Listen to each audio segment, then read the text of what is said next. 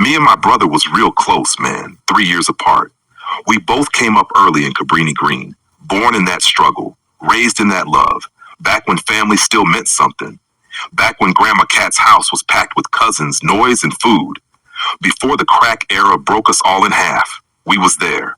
We grew up together. We played outside together. We got in trouble together. We walked them cold-ass streets of Uptown and Lawn City in Chicago together. And I felt safe when I was with him. He was my big brother. He used to check me, man. He ain't want me ditching school. He used to try and steer me right like a big brother's supposed to. Try to play daddy sometimes, and I ain't gonna lie, I used to get irritated, because he was doing some of the same things I was curious about. But he ain't want that for me. And after he was gone, I missed that the most. That protection, that presence, that voice saying, nah, little bro, not like that. But on May 30th, 1996, they took that away from me. He was 19, I was 16. And that's the day my world cracked in half. That day, he got on his bike, headed over to a girl's house. I talked to him on the phone earlier that day. He escorted his toddler's mother and the child to the Red Line on Howard Street, greeted them goodbye, and continued heading westbound down Howard Street, going to some female's apartment on Damon and Fargo, but he never made it back home. And what most people don't know is, he did make it to that apartment. He walked in, bike and all. What he didn't know, 14 people were waiting on him. 14, hiding in the back room. Young dudes, a couple grown ones too. And this is the part that eats me alive. He knew them. These weren't strangers. These were people he knew very well. People he dapped up, called homies, trusted to a certain degree. Once he got comfortable, they came out the room, surrounded him, tied him up, started beating on him. It was said that they was trying to make him call somebody for ransom, but he wasn't built like that. He didn't fold, so they beat him worse. They hogtied him, burned him with blunts on his face, on his arms, beat him with chairs, laughed, drank, smoked, took breaks, came back like it was a game. It went on for hours. And when they got tired, they stuffed him in a closet, still tied up, left him there with the same girl that lured him in. She said she opened the door, said she tried to comfort him, said she watched him take his last breath gasping for air. Two of the older dudes came back later, brought a big throw rug, wrapped his body in it, and from that point on, we never saw him again. No funeral, no goodbyes, no remains. They erased him. The only reason anybody even got caught is because that girl started breaking down. She couldn't live with it. She kept going to the police station, high, emotional, talking out the side of her neck. They kept brushing her off like she was just tweaking. Until one day, she said enough, said everything, and they realized she was talking about a cold case. My brother. They went after two of the older dudes. They didn't talk. Wouldn't say where the body was. Wouldn't explain nothing. So the system gave them manslaughter, 14 years. They did 7.5, and now they walking free. But my brother? Still gone. Still on missing person flyers. Still on websites like his life is some unsolved puzzle. And all them so-called friends from that area, all the people that used to be around, nobody knew nothing. That told me everything I needed to know. You know what it's like to grow up without your brother? To feel that loss in your bones every time life gets hard? To hit them dark nights and know that the one person who made you feel safe ain't ever coming back? That's what I lived with. That's what I still live with. I spiraled out of control for many years after that. That anger, that pain, it consumed me. I ain't even know how broken I was until I got older and started sitting with it. Did shadow work, did soul work, sat with my grief like it was a person in the room. And you know what? It took me half my life just to accept it. To stop asking why and start asking what now. But I still feel it, and I still see his face. He wasn't just a name in some file. He was a father, had a toddler that grew up without him. He was a son, a brother, a friend, a cousin, a nephew, a voice. He was an aspiring rapper with dreams and fire in his chest. He had a life, a name, and a whole future that never got to unfold. So yeah, this is personal, and it always will be. I love you, big bro. And I never stopped thinking, not for 1 second, that one day real justice will come. And to whoever's listening right now, whoever was part of it, whoever knows, it's been almost 30 years. His remains are still out there, still waiting to come home. It may not be much left, But whatever's left is ours. Let us bury our own. Let us bring him home. Let us close the wound y'all left wide open. You ain't just take a life. You took a brother, a son, a father, a young man that never got to finish his story. But I'm still here, and I'm telling it now. His name was Anthony Phillips, and I won't ever let y'all forget it. After you've been gone this long, nobody talks about you anymore. Nobody remembers. They act like you never existed. But I remember you. I never talked about you before like this. This was hard for me to do. I never could find the words to do this, but I had to do it. I was scrolling on Facebook and seen a missing person post about my brother, and I said to myself, it's time. See, after so many years, you become just another face on a website, another unsolved line on a database, another shadow in the system. Thousands of people see his poster every year on missing person sites. I've been seeing it too, since the internet went up, year after year, click after click, and I read the comments, people speculating, people saying, damn, wonder what happened to him? But I know what happened. Now you do too. Today is his birthday, so I'm celebrating him the only way I know how, by giving him his voice back. They took that from him. They took it from all of us. But today I'm speaking for him. I'm speaking for every victim whose truth never made the headlines. I'm speaking for my family who's still hurt. And I'm speaking to the streets, to the people still carrying secrets. Losing you, bro, it really showed me exactly how cold this world truly is. It showed me just how people will dismiss your life, like you was never here, like they never knew you. Oh, how quick they forget. But see me, I can never forget. That's how close we were. Over these decades, he came to me in so many dreams, and they were so real. I always wonder, like, why bro keep coming to me in my dreams? And as I think about it today, he can't rest. He cannot rest.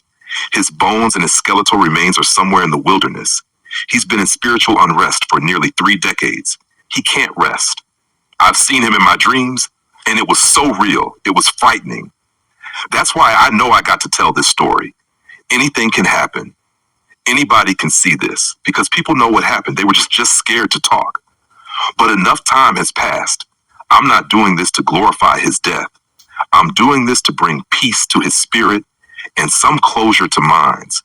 Because seeing this happen to my big brother showed me exactly how this would play out if it were me that it happened to. I seen how everybody would react now. I seen who didn't give a fuck and who did. And that I will never, ever forget. So this is a warning to the young males. Because in the cold, hard streets of the ghetto, friends ain't always friends. And even worse, family ain't always family.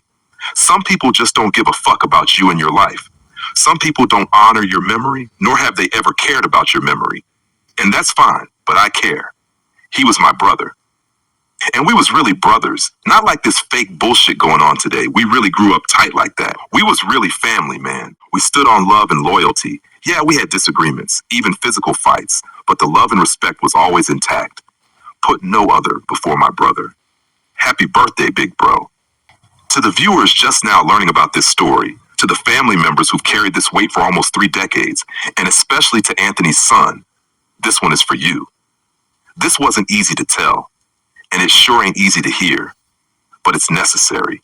This ain't just another true crime documentary. This is blood. This is memory. This is what silence sounds like after the cameras leave and the world moves on. See, when a brother loses his older brother, especially in the way I lost mine, it don't just leave a hole, it creates a ripple. That ripple becomes a wound that never fully heals. Big brothers don't just play roles, they shape us, they check us, challenge us, protect us. When you lose that, especially violently, at a young age, the foundation cracks. Your sense of direction changes. Your ability to trust shifts. It alters how you view the world, and worse, how you view yourself. For a mother, losing her son, that's a grief language no dictionary can translate. That's her first heartbeat taken away. And she still got bills to pay, still got to get up for work, still got to cook for other kids. But she not the same. You might see her smile at the grocery store, but there's a quiet war behind those eyes. A mother bearing that kind of trauma just to function is how generational pain gets passed down, not out of choice, but out of survival. And for a father, it cuts different. Society don't give fathers the space to break, but behind closed doors, that silence can eat a man alive. He gotta be strong for the family, but who holds him when his son ain't coming back? That pain don't show up loud. It shows up in short fuses, in quiet car rides, in work shifts where he just goes through the motions because inside he already gone. And then there's the friends, the ones who knew, the ones who might have seen him that day, or knew who was at that apartment, or heard the rumors and stayed silent. That silence is poison. You can try to drown it with liquor, women, distractions, but it don't leave. It festers. It keeps you up at night. And some of y'all been carrying that for almost 30 years now. Statistically, that kind of guilt, it erodes the brain, raises anxiety, creates paranoia, PTSD, depression, drug dependency, you name it. Some of y'all couldn't even look the family in the eye after it happened. And that's not judgment. That's the reality of what secrets do to the soul, especially when those secrets involve someone who trusted you. To Anthony's son, nephew, if you're hearing this now, I need you to know your daddy ain't forgotten. He wasn't a statistic. He was just a case file. He was a young man with music in his spirit, love in his bones, and dreams in his chest. He was taken from you. You didn't get a choice, and that's not fair. But you still here, and your blood still speaks. That legacy still lives in you, even if it was interrupted. Stay strong. To the family, I made this to give us all a voice, to bring the truth back to the surface, to honor the kind of love that gets lost in the noise of these cold streets, and to show the world that silence ain't the same as peace. This was more than just a story. This was a homecoming for Anthony, for those who loved him, and for the ones who still carry the weight. Because the weight was heavy. By the time they caught up with the ones who did this to my brother, at least 3 years had passed, maybe more. But in that gap of time, while the city was still on a manhunt for these dudes, everything had already been laid out by the girl. Yeah, her. She broke. Gave up the whole layout. Who was there? What happened? How it went down. But when the detectives finally made a move, she wasn't even at the same place anymore. New people had moved into that apartment since. Families just trying to live, not knowing the hell that had gone down inside those walls. The authorities came correct. Warrant in hand, court order, whole 9 yards. They had to serve the new occupants just to get access. Told them, this ain't about y'all, but we gotta go in. They moved that family out. Then came the forensic unit. And when they walked in, they didn't just look around. They brought that purple light, lit the room up, moved the furniture out the way, peeled back the rug. And what was underneath it? Blood everywhere. All under that rug, soaked in it. They started scanning the walls. It had been painted over. But the light don't lie. Blood, splatter, all the way up to the ceiling. It was like the room still remembered. The walls still held the scream. And that girl, the one who gave it all up, she never recovered. The guys who killed my brother had moved her to another place afterward so they could clean up behind themselves, but it was too late. It haunted her, drove her damn near crazy. Because betrayal might be easy when it's just words. But when the truth walks back in the room wearing your choices, that's something else. See what they did to Tony? That wasn't just murder. That was inhumane. That was cruelty. That was hate.